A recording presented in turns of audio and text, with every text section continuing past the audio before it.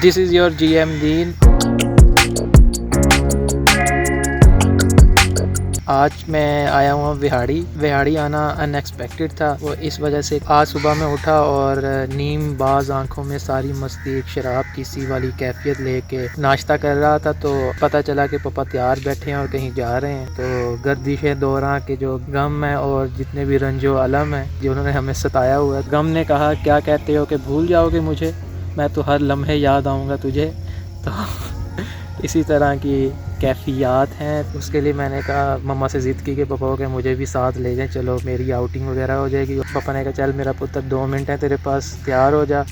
और जो कुछ भी था फटाफट मैंने किया, तो जल्दी से तैयार हुआ और बैठे हैं गाड़ी में। छोटे होने का सबसे बड़ा नुकसान ये है कि आपको पीछे बैठना पड़ता है और तमीज़ से बैठना पड़ता है। मैं बेचारा गरीब, मैंने कहा यार गाड़ी में इस तरह करके वीडियो नहीं बनाऊंगा, नहीं तो पापा कहेंगे एड्डा पैसा ला के तेनों पढ़ाया ते काम तो एहो जे करने हैं। खैर थोड़ा संजीदगी से सफ़र करते हैं, लेकिन बड़ा बोरिंग सफ़र होता है। इसी तरह संजीदगी और बोरियत के साथ सारा सफ़र गुजरा।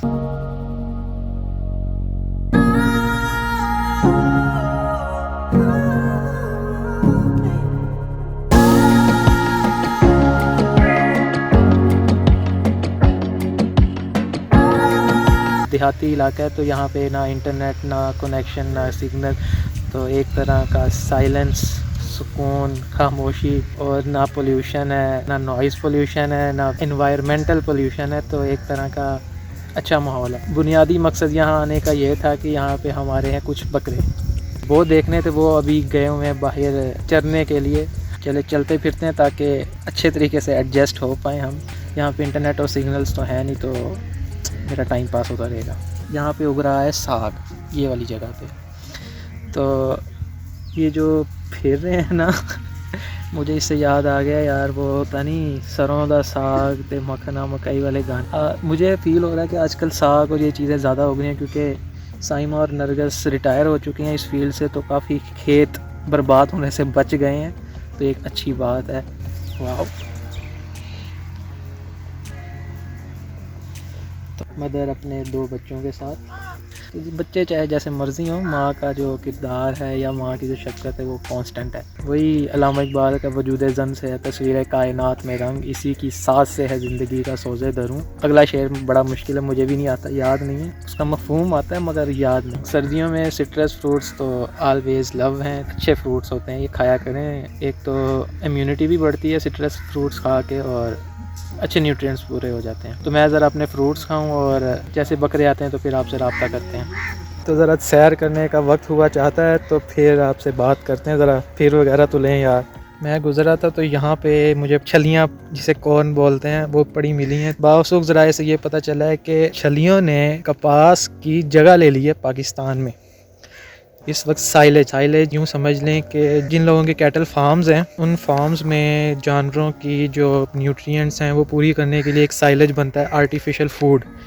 तो उसके अंदर ये कॉर्न यूज़ होते हैं। कैटल फार्म्स में आप हट्टे कट्टे जानवर देखते हैं, वो इसी साइलेज की मदद से बनते हैं। उनके अंदर सिर्फ ये मोटापा होता है, मगर ये जो ताकत है ये कम होती है। ब्रायलर मुर्गी है फार्म की, तो इसी तरह ये साइलेज है जानवरों का। So I hope you can understand यार। ज़ाहिर सी बात है यार, ये जब से हाइब्रिडाइजेशन आई है तब से ये चीज़ें इन्वॉल्व होना शुरू हो चुकी हैं। ये जो हाइब्रिड चीज़ें आ रही हैं, तो इतनी अवाम है और इतनी मखलूक़ात हैं, हाइब्रिडाइजेशन हो रही है, हर चीज़ की सारी चीज़ें मिक्सअप हो रही हैं। आखिर डिमांड पूरी करनी है, सप्लाई पूरी करनी है, तो इस तरह तो चलता है। इस तरह के कामों में इस तरह तो होता है। सिस्टम इस तरह का हुआ पड़ा है कि काश्तकार को चाहिए पेमेंट, और जिस चीज़ में उसको पेमेंट मिलेगी उसने वही चीज़ उगानी है। इसी तरह छलियों की प्रोडक्शन जो है वो ज़्यादा होती जा रही है, क्योंकि जैसे ही छली पकती है तो उसी टाइम बायर्स आ जाते हैं, पेमेंट करते हैं, उठा के ले जाते हैं और अपना प्रोडक्ट तैयार करते हैं। वो उनका अपना इशू है, वो ये नहीं कहते कि हमारा प्रोडक्ट बिकेगा फिर हम पैसे दें। इसी तरह की आजकल बातें हो रही हैं, मीन्स के हर चीज़ में कंट्रीब्यूशन चाहिए। तो अक्सर सुंडियों की भी बातें हो रही होती हैं, पता नहीं कौन अमेरिकन सुंडी है इस तरह, क्योंकि उस फील्ड के अंदर तवज्जो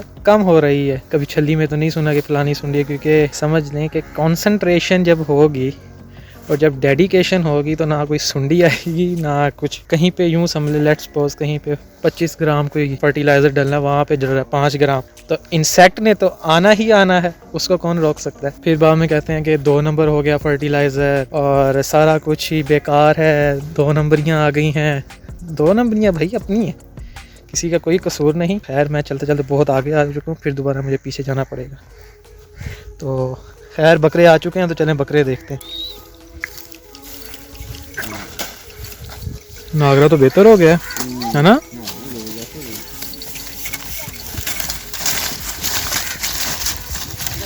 काला बच्चा इनका नहीं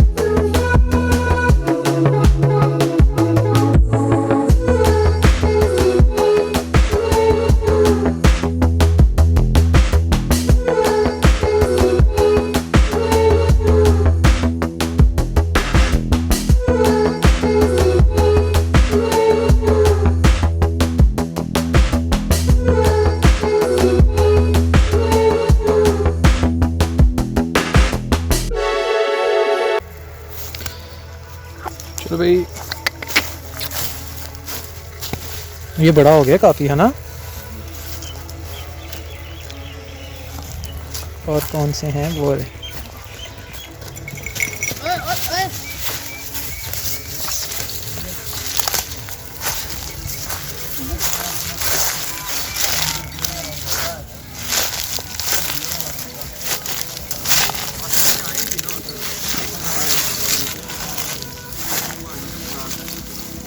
इसके कान काफ़ी बड़े हैं, मतलब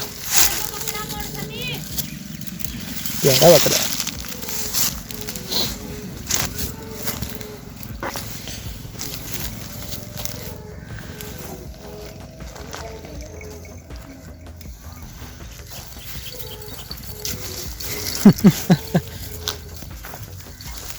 पर काफ़ी बेहतर हो चुका है।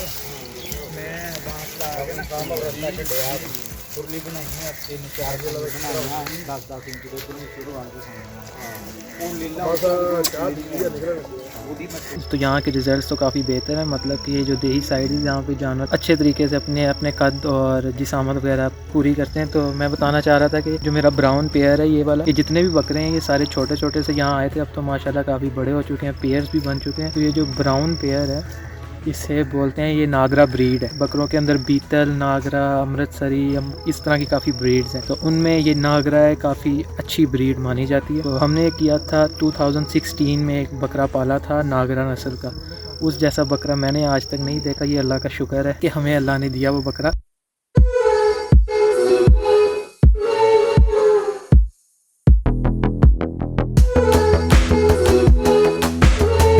काफ़ी खूबसूरत पेयर है हमारे पास। इनका एक बच्चा हुआ था, वो अनफॉर्चुनेटली अल्लाह को प्यारा हो गया, मगर अब